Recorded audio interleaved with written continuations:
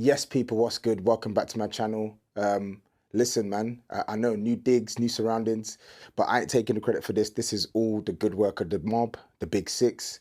If you didn't check today's watch along, just go to our channel, go see the highlights. But I'm here to talk about Arsenal, unfortunately. And yeah, don't get used to these surroundings. Honestly, this is high tech-ish, yeah? This is not my standard. This is the big six and the mob standard. So don't get used to this, yeah? Just appreciate the content and the words that you're about to hear. But I have to talk about Arsenal, man. I have to talk about Arsenal because I watched today and I get it. First game of the season. Understand you're playing away to Old Trafford. Arsenal don't typically tend to perform there.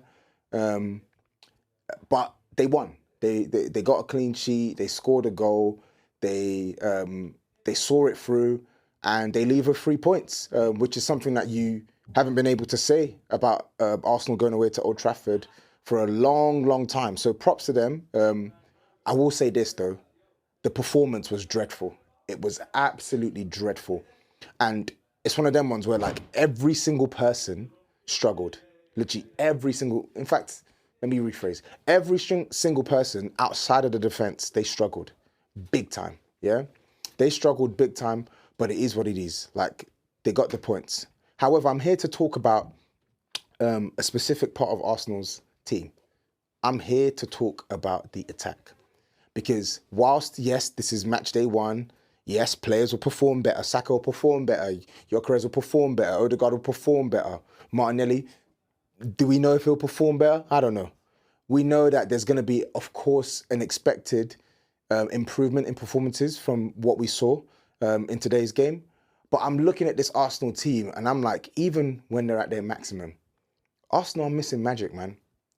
Arsenal are missing some magic into this attack, yeah? This fantastically crafted mob set, yeah? If you look to my, what's this? My left, or your left, my right, what do you see right here? You see two magicians at Arsenal. You see Bergkamp, you see Henry, yeah? Magicians. That's what they had before. And they had that in abundance. Now, listen, I'm not expecting Arsenal to recreate what they had at the Invincibles, because that was a unique formula.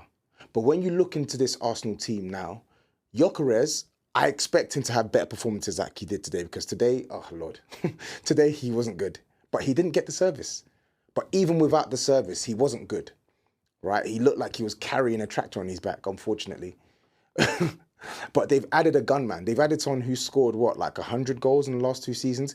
That's a striker who I've already come out and said is going to deliver for Arsenal. I think he's going to score goals for Arsenal. So I'm not too worried about Gyökeres. Well, I'm worried as an opposition fan, but I think if I was an Arsenal fan, I expect him to score goals because that's what he does. But even with Gyökeres, is it enough? I'm looking at that team and it's like, if Saka isn't on job, who is creating those dangerous moments for Arsenal Football Club? Who is? Like, Gyökeres needs the service. He's not the one that's going to create the havoc. You need to give him service in the areas where he can engineer some havoc, right, and score goals. But who is that player outside of Saka that's putting the team on their back from a magic standpoint? You look at that game against Man United today, De Ligt defended well, Euro defended well, Luke Shaw defended well, but it's like, who's Arsenal's go-to men when they need some creativity, some quality outside of the box? Someone who's going to literally put the team on their back and actually manufacture so many dangerous situations for Arsenal. Yeah? Saka can't play well every game. He can't. We've seen it. And when Saka isn't performing, or even when Saka is performing, sometimes it's not been enough. It's not been enough. They went out this summer and they spent £52 million on Madueke, right? And I know it's one game, Madueke came on today, but he offered next to no difference to what Martinelli was offering, yeah? He offered next to no difference to what Martinelli was offering. And Martinelli, what he has offered in the last 2 seasons, with all due respect, is nowhere near good enough to be a starter at Arsenal Football Club. And yet he's still starting games, and big games at that. Now, I'm not advocating for Martinelli to be sold. That's up to Arsenal fans. You lot can have your own opinion on how your attack should be constructed. But if I look at this team, I'm like, there's something missing there, man. Like Odegaard is the 10. He's a playmaker. Like he's your captain. But Odegaard has been off the boil for months. And even when Odegaard is on song, right? Who is the player that's competing with Odegaard? Who's the player that's pushing Martinelli onto the bench? Who's the players that are bringing that next level, X factor level of quality into this Arsenal team? I watched Man City yesterday. You saw it instantly with Reinders, dribbling, passing, combination play, finishing. Cherky comes on within 5 minutes, shifts the ball onto his weaker foot and scores. There's technical brilliance that Arsenal's rivals are bringing and adding to their team. Like, even if I shift to Liverpool, they've signed Florian Wirtz, they've signed Ekatike, they're trying to sign Alexander Isak, right? Okay, Liverpool didn't have a good performance on Friday. I thought they were out of sorts.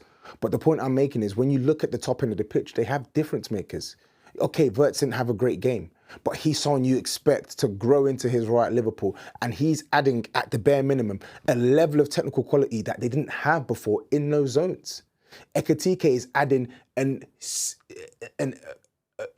a completely different level of technical quality in comparison to the striker who's just left in Darwin Núñez.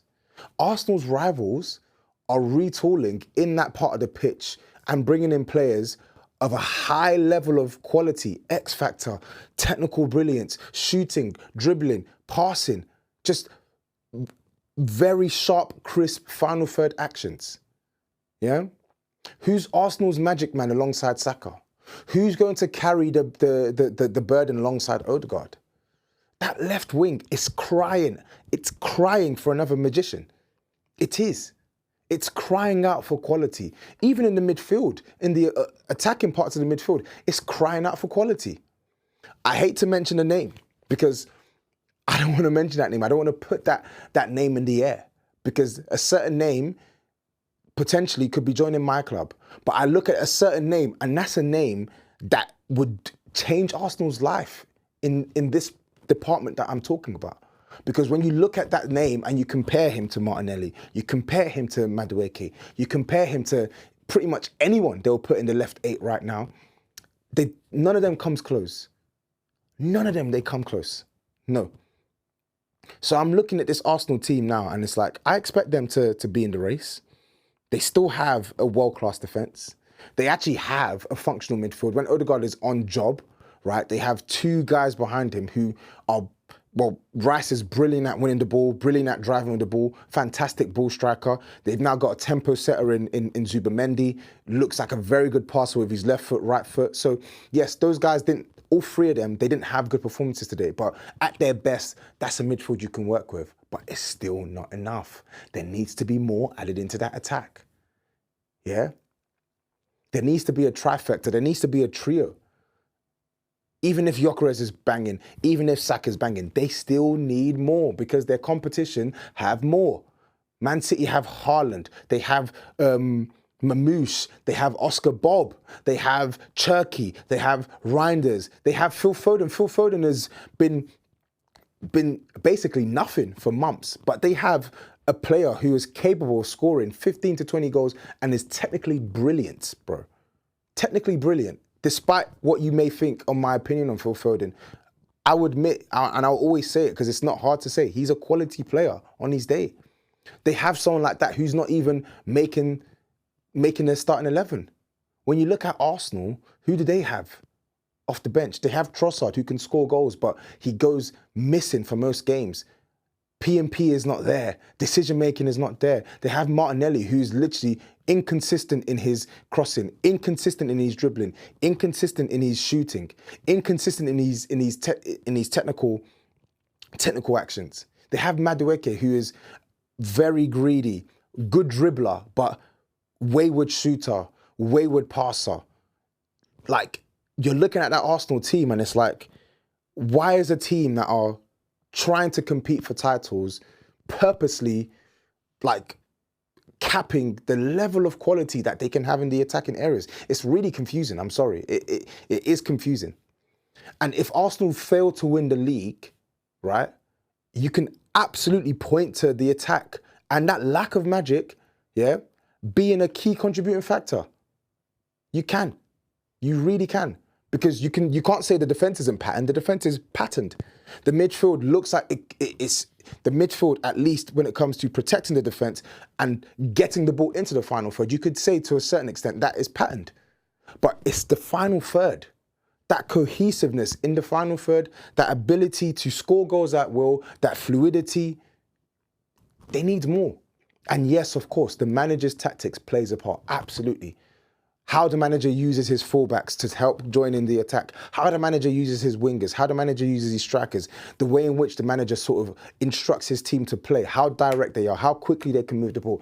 Absolutely, all of these things are important and it adds to it, no doubt.